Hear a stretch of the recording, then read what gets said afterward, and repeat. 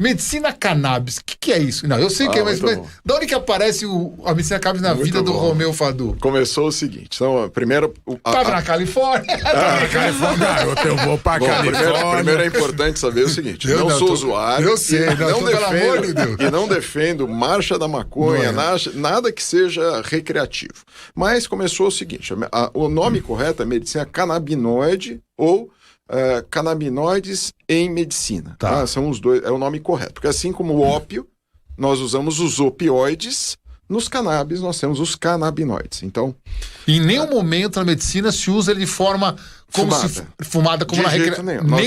Nenhum momento se defende isso no Brasil. Tá. Não se defende a forma fumada ou inalada. Tá. Primeiro porque qualquer forma fumada ou inalada traz os deletérios à parte pulmonar e via aérea superior igualzinho ao cigarro. Tá bom? Então não se defende isso no Brasil e é proibido.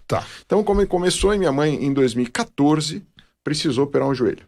Aí tava lá no Oswaldo Cruz, minha mãe era bem obesa na época, operou o joelho e opioide pós-operatório.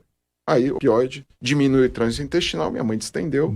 Falou assim, o colega da gastrologia falou assim, temos que fazer uma videoassistida da sua mãe porque ela está em obstrução ou suboclusão intestinal. Falei assim, putz, como é que a gente sai disso? E na época tinha uma colega lá, a doutora Paula Destella, que estava estudando a medicina canabinoide e estava trazendo aquilo para dentro do Sírio. Eu falei assim, eu preciso conversar, eu preciso entender um pouco disso. Imagina, nós estávamos 20 anos atrasados. Porém, aquele ano, 2014, as mães das crianças com síndromes epiléticas graves, Dravet, etc., entraram na justiça obrigando a Anvisa a oficializar ou a trazer à tona a regra do uso de medicina canabinoide no Brasil, que foi obrigatória, a lei saiu em janeiro de 2015, então eu comecei a analisar isso daí e falei assim, isso é uma boa coisa, eu quero estudar isso daí. E aí comecei a estudar. Mas, Romeu, só voltando à sua mãe, ela chegou a usar e melhorou, não operou? Não precisou operar. Quer dizer, você viu o uso clínico ali? Já tinha inúmeros trabalhos clínicos substituindo os opioides pelos canabinoides como tratamento de dor crônica. Então, apesar da minha mãe ter uma dor aguda, eu quis usar. Então, imagina, eu fui de forma... Que é comprimido, Romeu? Não, é óleo, é um óleo. É um óleo. Óleo. Então, na época, existia uma tintura, um óleo, que era trazido de forma meio que regular, que vinha do Uruguai, e eu usei esse óleo. Falei, mãe, tem que tomar isso, etc. Nem sabia se tinha THC, não sabia nada. Então, eu usei na minha mãe se sentiu super bem, e foi ótimo para aquela situação. Eu comecei a estudar aquilo, e em 2016, eu fui para os Estados Unidos procurar entender e compreender os centros de medicina canabinoide. Já existiam vários centros, entre eles MD Anderson, John Hopkins já tinha o centro de medicina canabinoide, que era fantástico. Você tem não só medicina canabinoide, desde 2000 John Hopkins tem centro de medicina psicodélica para tratamento de depressão crônica ou de pacientes com câncer avançado, que tem ansiedade crônica, medo de morte, etc. Ele já tinha esse centro. E desde 1999 eles têm o centro de medicina canabinoide. Então, eu conheci alguns centros legais e falei assim, isso é o futuro do Brasil. A medicina canabinoide, ela vem da planta... Da planta. Que é maconha, como chama a planta? A planta se chama cannabis. Cannabis. A cannabis é a planta que dá origem... Aqui dá origem ao... Nós temos dois tipos de cannabis, tá? O cannabis produtor de THC, que é o cannabis mesmo, e o cannabis não produtor de THC, que não produz a molécula de tetraidrocanabidiol, que é a molécula, o delta 9, é o que dá o efeito psicotrópico, ativa o sistema dopaminoide, assim por diante. Esta planta tem um outro nome, se chama hemp. Essa aqui. Cânhamo. Cânhamo hemp, ela não produz, ou produz até 0,3% de THC. Ou seja, para quem está nos assistindo, para mim também, assim, vamos pensar na maconha recreativa. Aqui, cannabis. É o THC. O THC. É essa aqui. Essa aqui. Para medicina, é essa aqui. Essa aqui. Esta aqui também funciona na medicina em raros casos. Então não é o THC que funciona para medicina? Não.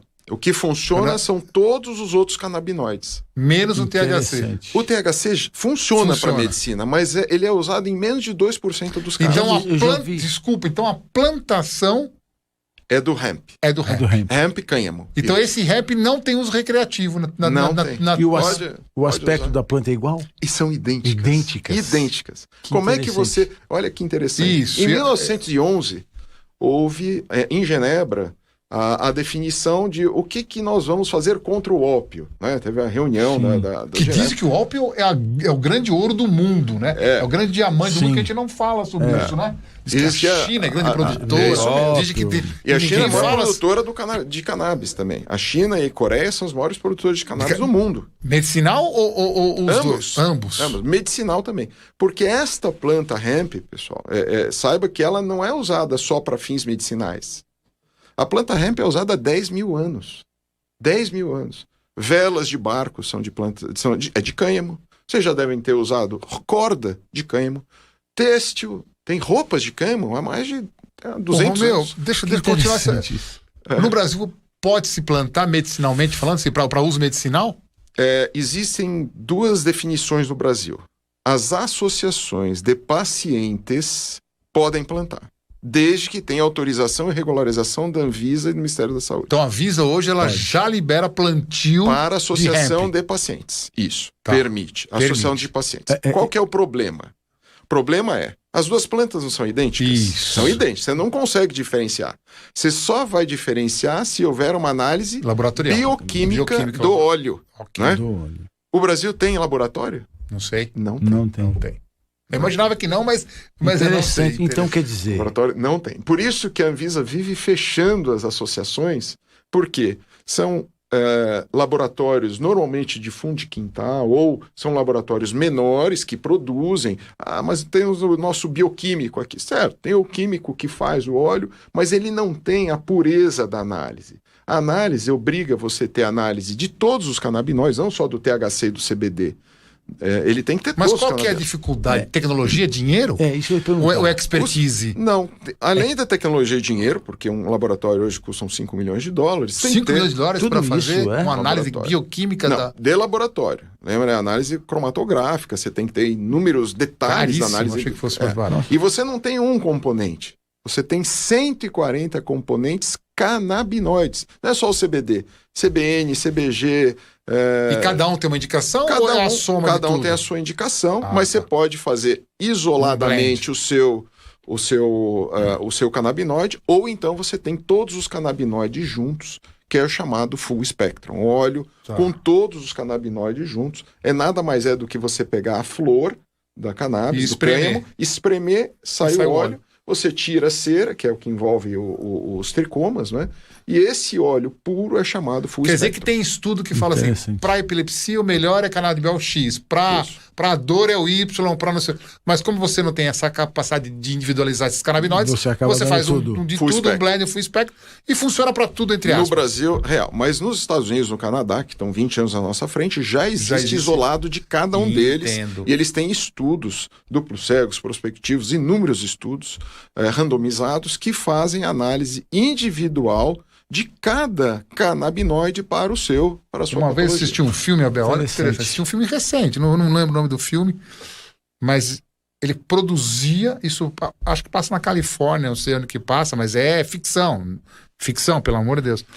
Ele passa na Califórnia e ele tinha uma produção de hemp para uso medicinal, só que assim, o preço dela era muito barato, porque a venda medicinalmente não tem um alto custo quanto no paralelo. Isso. Então, o mesmo cara que plantava o hemp, plantava no cantinho THC, a cannabis mesmo. THC. E aí o que acontecia? Como era, entre aspas, um plantio a porção que ele plantava ilicitamente era extremamente lucrativa. E a licitamente era pouco lucrativa. Mas a lícita maquiava a ilícita. Sim. Eu fico imaginando isso no Brasil. Não, que vai ter agora, de ilicitude nisso. Porque, isso... entre aspas, tá liberado. Plantio. Aí o cara vai lá, você tá com um crachá assim. Posso plantar hemp. Mas o cara não tem diferença visual. Não, uma loucura. Mas é por isso que a Anvisa vive fechando as associações. Então, quantas tem mais ou menos? Você sabe? 5 ou 6 associações. São Paulo, Brasil. Não, Brasil. Tá.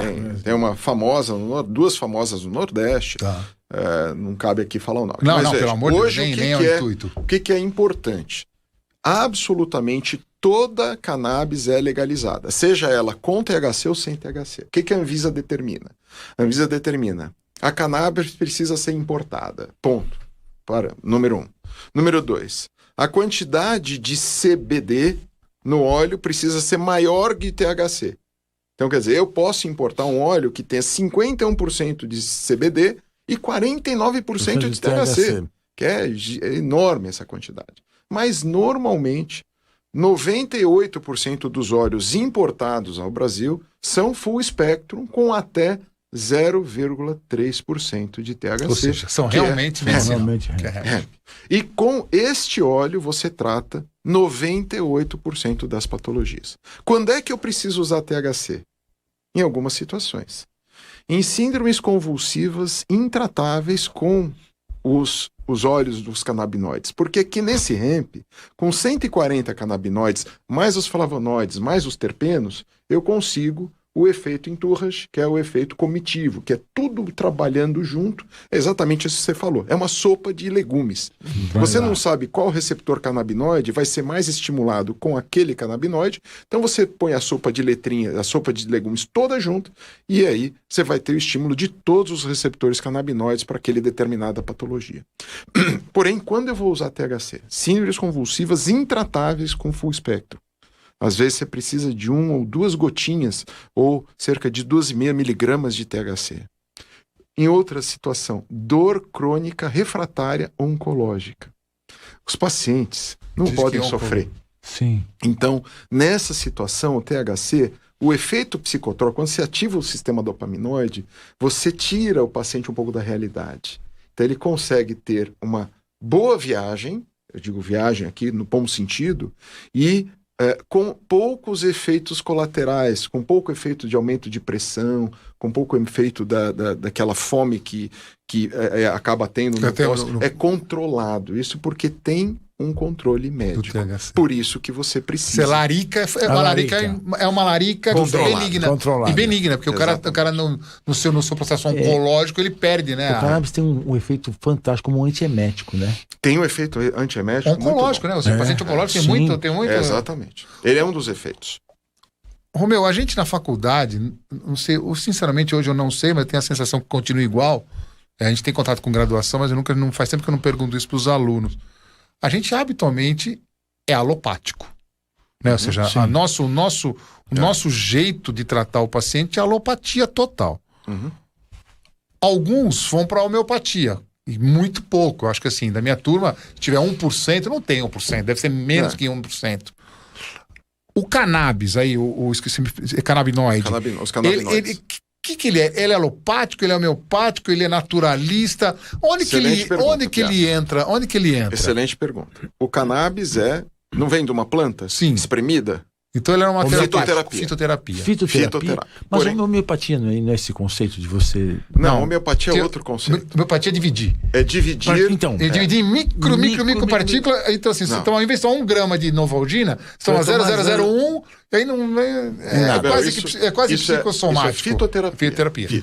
Fitoterapia. Aí, vamos lá. Essa é a pergunta. Só que, na fitoterapia, o que a Anvisa determinou? Eu sei o que é fitoterapia, eu sei o que é alopatia. Tá?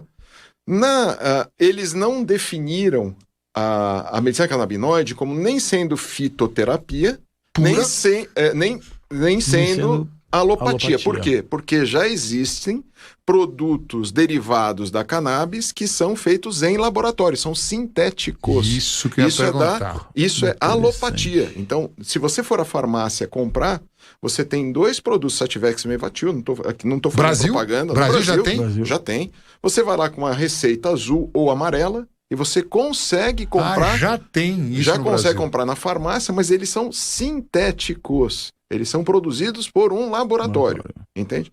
Quando você tem a fitoterapia, a Anvisa determinou, eu não quero que seja fitoterapia, porque existem um monte de regras. Eu quero que tenha...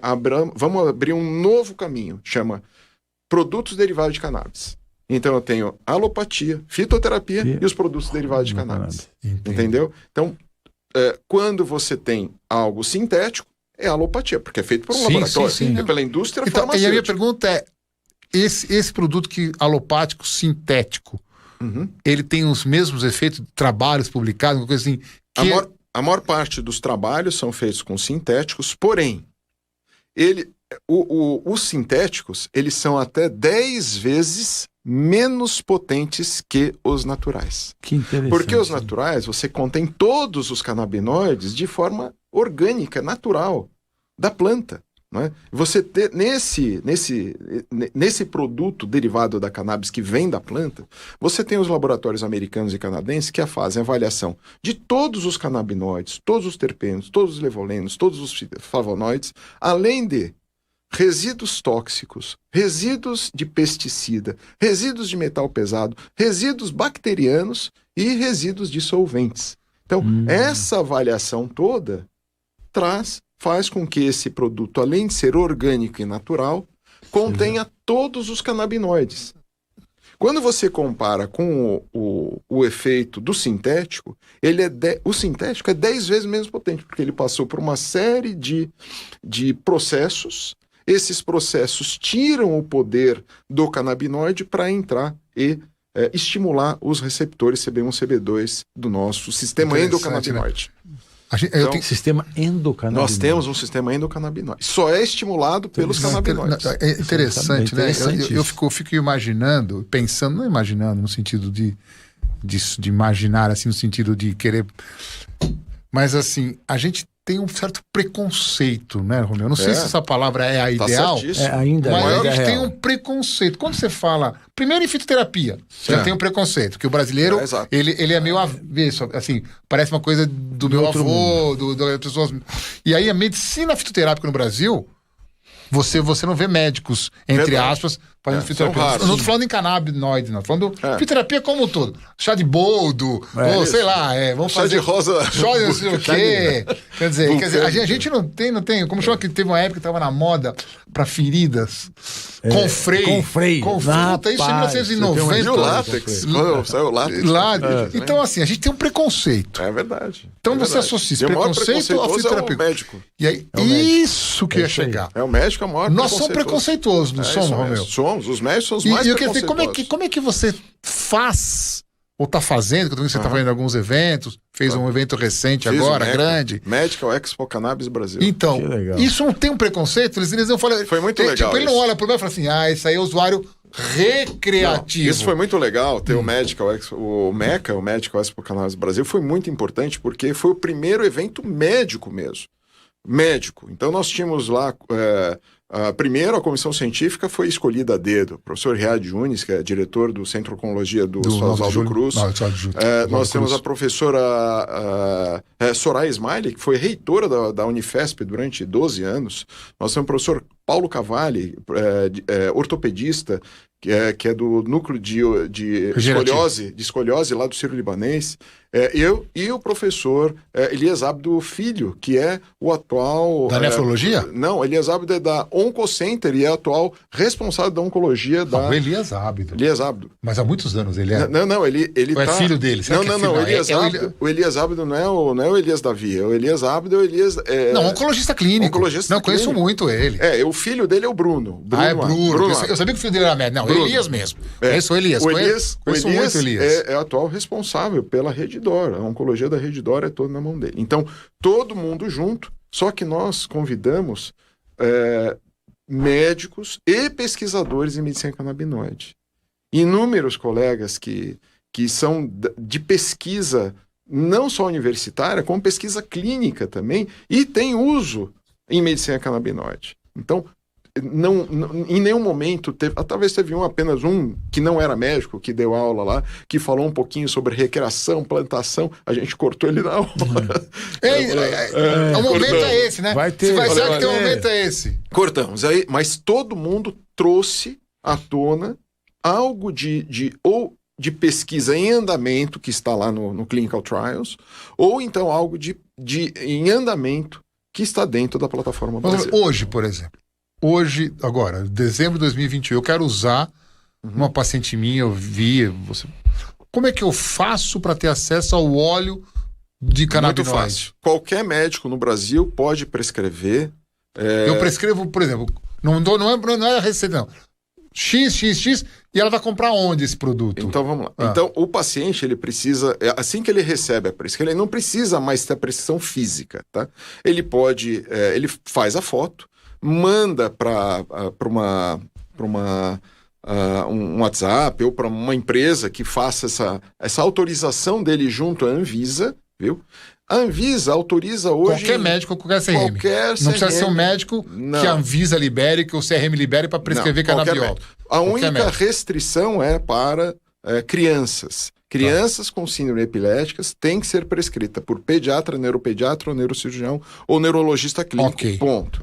Tá. Isso é criança, tá? Para adulto, qualquer médico, qualquer CRM pode prescrever. Tá. Prescreveu, manda a foto para o paciente escolhe a empresa que ele vai comprar, manda essa foto para a empresa pede os dados do paciente e a empresa costuma fazer toda a liberação junto à Anvisa, que acontece rápido, no gov.br. Tá. Ele faz em um dia, consegue fazer a liberação, o paciente recebe no e-mail dele a autorização de importação. Lembre que pela Anvisa o óleo precisa ser importado. Ou seja, toda vez que a gente vai prescrever, ele vai comprar um produto importado. Habitualmente exatamente. Dos Estados Unidos. Estados Unidos, Inglaterra, Europa e Canadá. Tá. Aí ele tem autorização de importação, ele vai escolher uma empresa, são 200 empresas no Brasil que estão negociando óleos. Tem um site que classifica, isso chama listaverde.us, ele classifica todos os óleos do mundo. Então lá vocês podem entrar, tem todas as classificações dos melhores óleos do ponto de vista objetivo. E a dosagem é uma gota? Como é que então, varia da concentração, Piassi. Varia da concentração. Os óleos, eles têm diferentes diluições, têm diferentes meios de diluição. Habitualmente, os melhores óleos são aqueles óleos que são diluídos em óleo de semente de cânhamo. Então, quando você espreme a flor, ela sai muito densa. Então, você tem que diluir um pouquinho óleo de semente de cânhamo, que tem um pouquinho de CBD. E você pinga na língua, por exemplo? Embaixo da língua. Ele tem duas maneiras de ser ingerido. Ou por cápsulas, via oral, então ele passa pelo fígado e sistema porta, ou então sublingual, veia cava. Qual é a absorção melhor? Sublingual. Absorve até 60% do óleo sublingual. Se você engolir a cápsula, você acaba tendo uma digestão dessa cápsula e o canabinoide não é tão eficiente. A absorção do canabinoide acaba sendo perto de 30%. Nós estamos aqui no ambiente, a gente sempre brinca que é uma resenha, bate-papo, como a gente vai tomando... Então, eu tô aqui hoje aprendendo muito, cara. Eu vou te perguntar coisas completamente livres. Eu não tenho nada. Tá bom. Eu não tenho dor, graças a Deus. Se eu pegar... e pingar 3 gotas embaixo da minha língua sublingual, eu vou ter alguma sensação? Não. Não vou sentir nada. Nada. Eu não vou ter nenhum... Não dá brisa. Não vou ter brisa. Nada. Eu não vou ter nada. Não, porque não dá o efeito psicotrópico. Não tem THC. Tem até 0,3% de THC. Mas não tem. Para ativar o sistema dopaminoide, precisa ter acima de 1% de THC. Tá. Não tem. Então, como é que a gente faz? Quais são as 4 principais indicações? Sono. Para dormir. Ele não induz o sono, mas ele faz com que seu sono seja mais aquele sono de bebê. Sabe aquele sono mais gostoso que existe? Então, às vezes, você associa a melatonina ao CBD, você tem aquele sono mais tranquilo e o melhor, não tem pesadelo. O CBD tira os pesadelos, viu? Ansiedade. Nós somos o país mais ansioso do mundo. Você diminui a ansiedade, fala em público. Muitas vezes você tem cirurgião que treme. Tá? O CBD, os canabinoides, tira o tremor periférico e melhora a ansiedade, viu?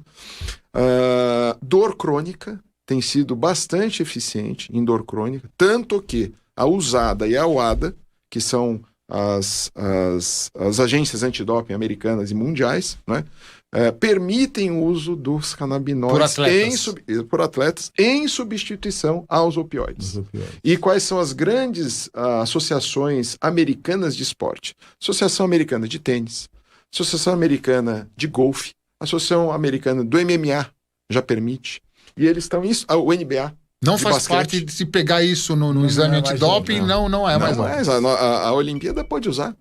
Ô, Romeu, agora, continuando essas perguntas leigas, né? A gente discute isso com pessoas que foram usuários de maconha, falando maconha THC, maconha no sentido maconha recreativo, fumada, que as pessoas vão aumentando a dose, vão querendo... aí a gente vê que as pessoas querem cada vez usar mais. Isso. O canabinoide, ele também dá essa entre aspas, como chama? Eu esqueci a palavra. Como tem um opioide, que tem cada vez mais dose, você se vicia logo. A palavra não é viciar, tem um nome científico. Dependência química. Não. O canabinoide dá alguma dependência química? Se tiver THC, dá dependência química e psicológica. Mas nós não estamos lidando com isso. Nós estamos falando do hemp e do cânhamo. Não dá nenhum efeito. Nenhum efeito. Eu posso suspender, eu não preciso fazer desmame, eu posso suspender, ele não vai dar uma síndrome de abstinência, nada disso. Nada disso. Pode tomar uma caneca dessa daqui, o que vai acontecer é você dormir pra caramba. E assim, você não tem dose de desmame, isso é importante.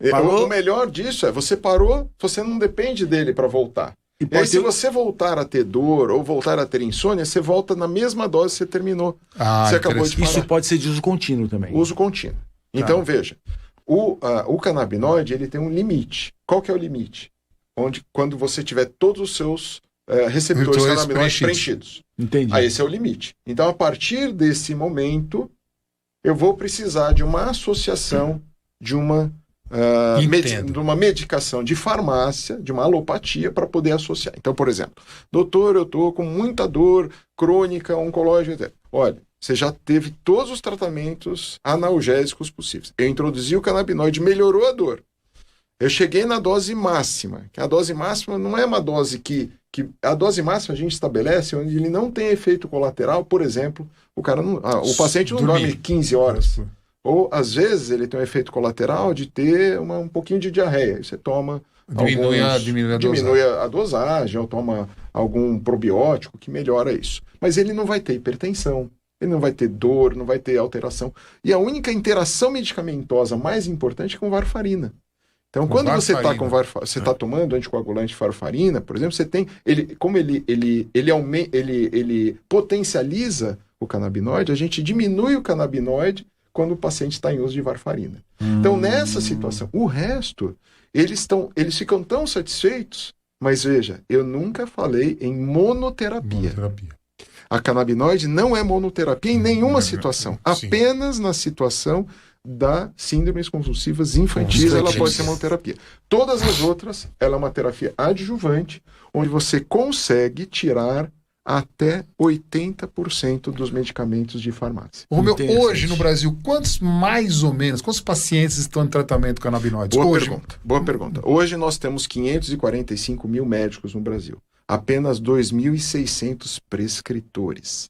Em média, nós temos, no total, cerca de 18 mil pacientes no Brasil usando canabinoide. Bastante. Isso, agora, do ponto de vista de mercado, o mercado é gigantesco. O Brasil talvez seja o maior mercado do mundo hoje como potencial. Tá? As empresas encaram como sendo um provável mercado bilionário para 2024. Né? Hoje, as maiores empresas do Brasil faturam perto de 40 milhões de dólares por ano. Importando só. Só comprando e vendendo. Só comprando e vendendo.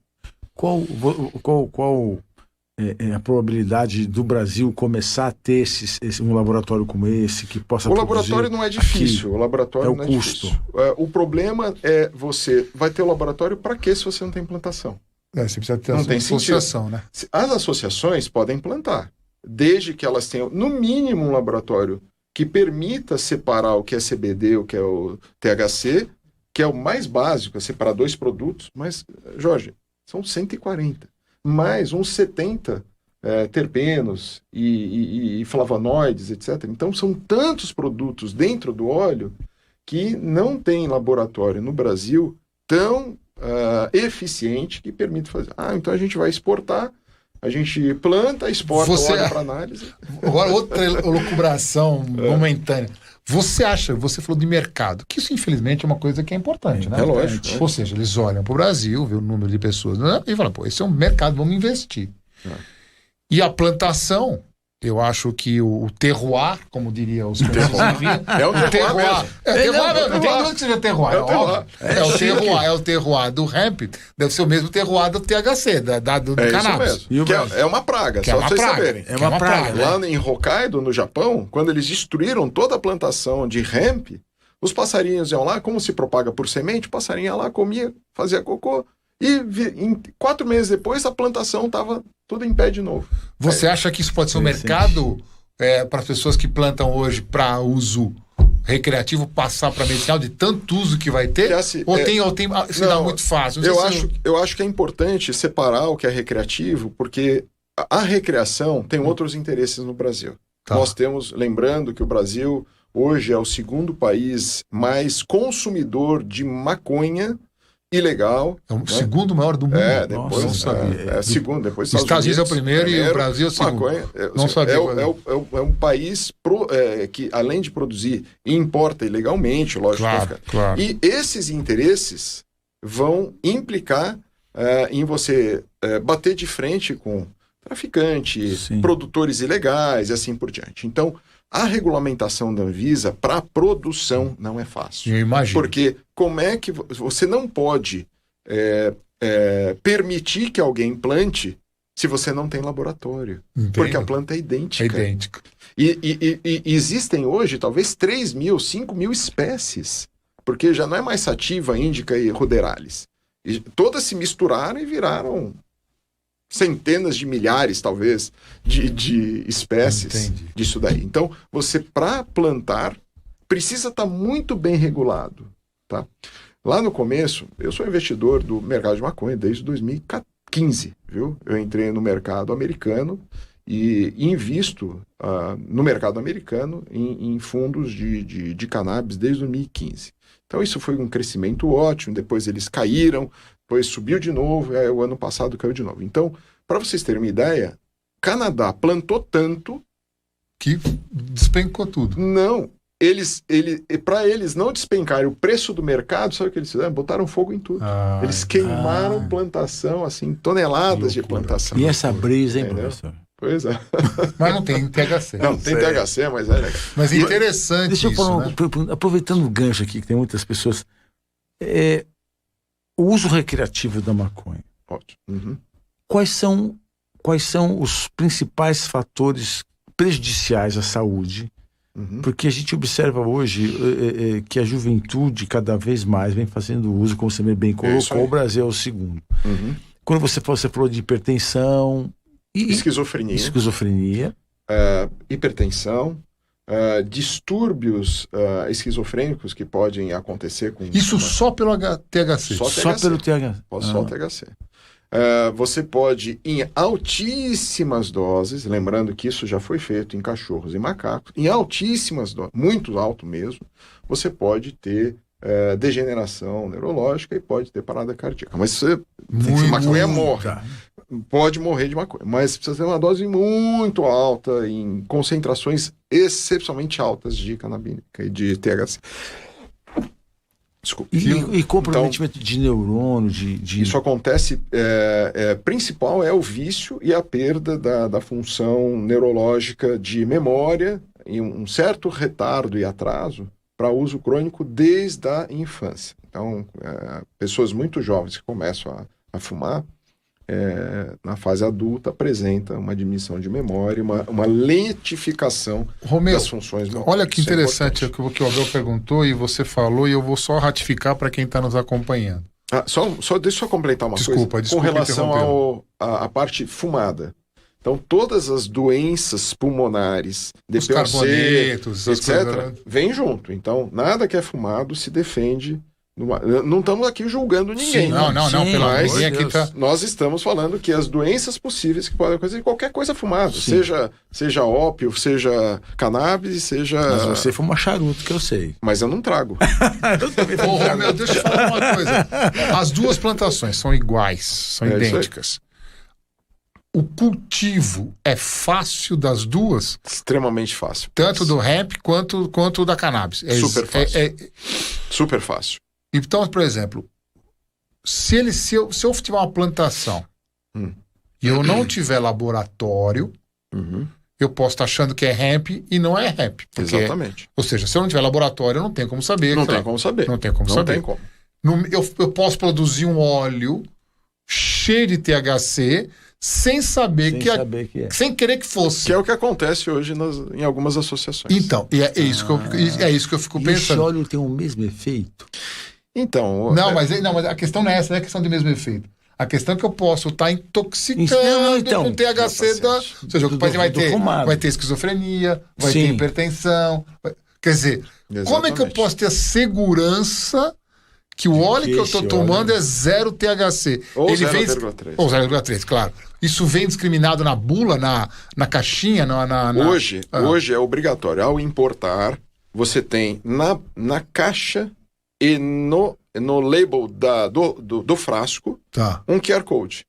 Você põe a sua câmera lá, ele apresenta toda a análise bioquímica daquele frasco. E é confiabilíssimo. Confiabilíssimo porque ele tem tripla avaliação. Avaliação do laboratório interno, avaliação no laboratório externo à fábrica e um terceiro laboratório que certifica os dois outros. Tem algum cuidado com o armazenamento em relação a isso? Só tem que evitar a luz. Eles vêm num frasco âmbar ou azul escuro, você não pode deixar exposto à luz, porque ele é instável à luz.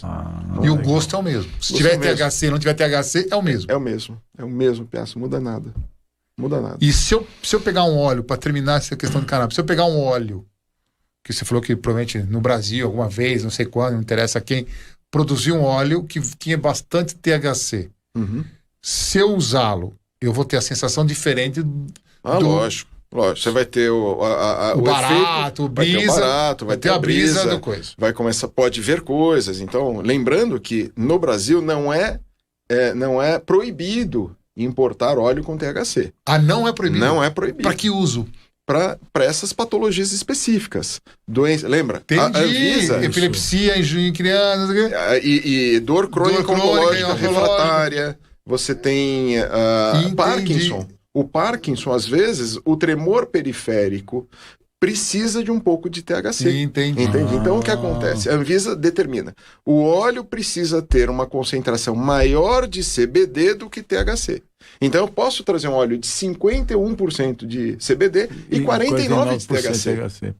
Já existe isso no Brasil. Já existe isso no Brasil. E posso, inclusive... E isso vai da prescrição do médico. O médico tem que prescrever. O médico ou o dentista, na verdade. Ou seja, o 51, 49, o cara pode estar trazendo para uso recreativo se for uma coisa ilícita. O médico tem que prescrever. E você, na hora da prescrição, você discrimina quantos % você quer? Exatamente. Hoje, o que é importante? Existe uma coisa que chama oráculo, né? A gente faz o oráculo porque, como existem diferentes concentrações, quando eu falo para eles é o seguinte: quando a gente espreme a laranja, tem lá o suco da laranja pura. Mas se você colocar água ou se você colocar açúcar, muda, mas o gosto é parecido. Então, as concentrações são diferentes, os óleos são diferentes, os diluidores são diferentes. Então, hoje é obrigatório você ter um oráculo, que nada mais é do que uma tabelinha de Excel. Você coloca o nome da marca que você está tomando, qual a concentração, que é a concentração obrigatória que vem no frasco, são 900 miligramas em 10 ml, então são 90 miligramas por ml. Então você põe a minha e vai lá, quanto tem um ml? Não são 20 gotas? Então você tem quantos miligramas tem cada gota.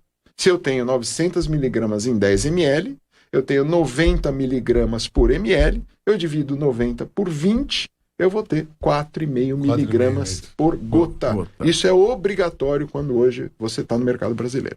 Então, na caixinha dos produtos que são importados e hoje que podem vender em farmácia, vai ter que ter isso. Então, você vai saber, eu tomei 2 gotinhas do Alandial. Então, eu vou saber que eu estou tomando 9 miligramas daquele óleo. Mas vou trocar de marca. Bom, você vai trocar, mas saiba que se você tomar 4 gotas, não vão ser 9 miligramas. Talvez seja menos. Então isso é importante, porque cada marca tem a sua concentração. Interessante. Romeu, nós já damos 1h10 já. Cara, mas eu tô aprendendo tanto hoje aqui, que eu tô aqui... Eu preciso te perguntar uma coisa, existe algum algum creme para rejuvenescimento de cannabis? Boa, já existe liberação dos balmes. O Piá se lembra, você não lembra, mas eu era completamente calvo. Eu fiz um tratamento, faço ainda tratamento com vários produtos, entre eles um creme de cabelo de cannabis, viu? Tá.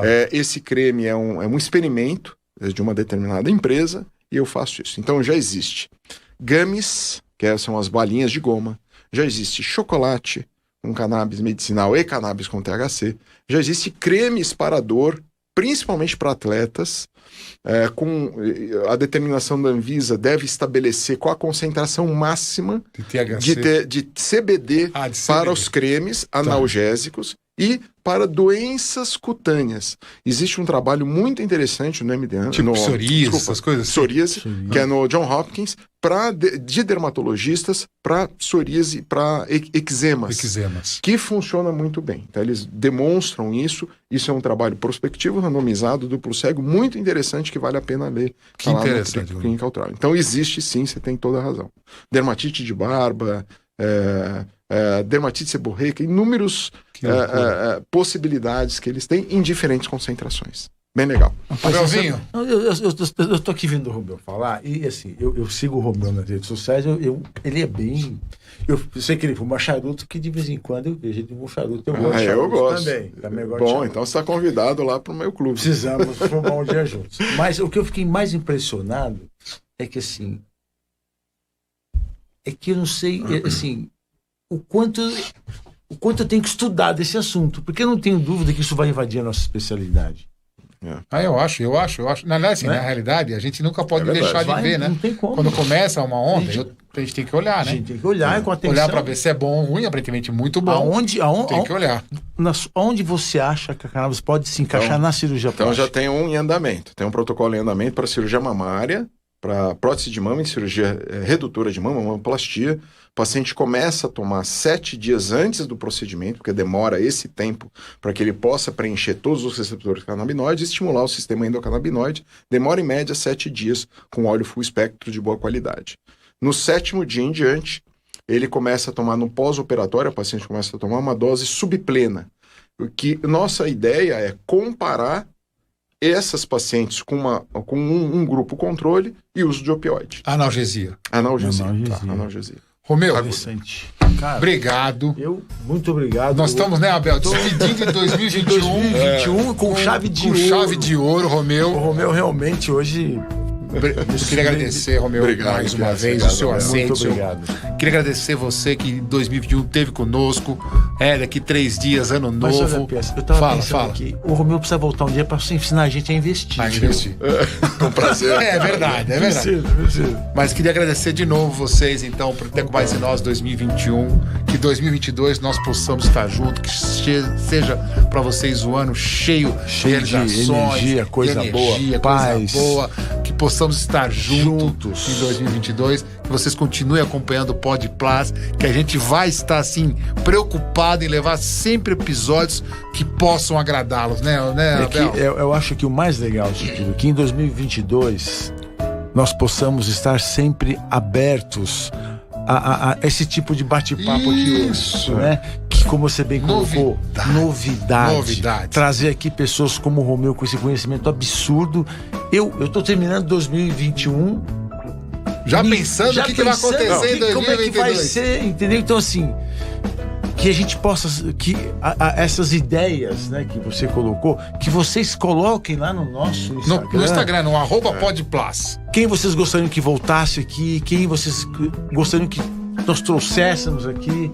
As pessoas, eu acho que isso é muito importante para que o programa, para que o nosso Podplus cresça e para que nós possamos levar a vocês sempre informações desse nível. Abel, de hoje. Feliz 2022.